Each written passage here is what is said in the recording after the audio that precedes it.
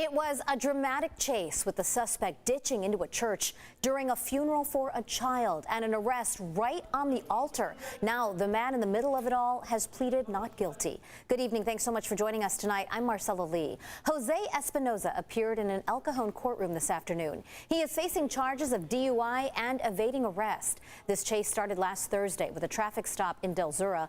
Prosecutors say that's when deputies learned Espinoza had a felony warrant. He took off. The pursuit took them to the Church of the Most Precious Blood in Chula Vista, where they say Espinoza bailed from his SUV and then ran inside during that funeral service. He is now being held on $190,000 bail. He is due back in court on December 2nd.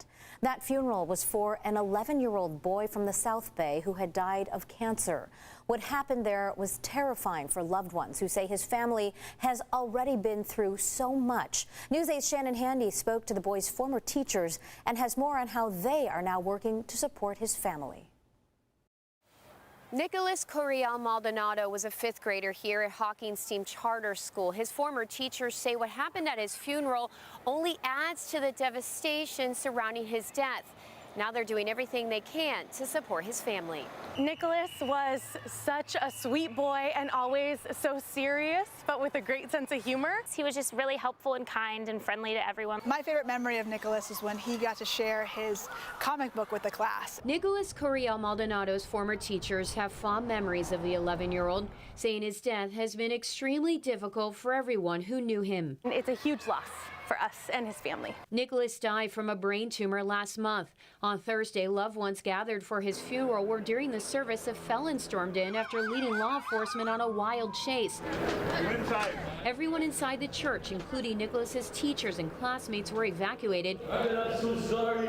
Deputies later arrested the man at the altar. It was such an emotional day, and to have that added level of fear was just terrible. There were students very upset in that moment. Following the ordeal, fourth grade teacher Quincy Barnes and her coworkers felt compelled to set up a GoFundMe page to help Nicholas's family, who they say had already been dealing with more heartache than any parent ever should.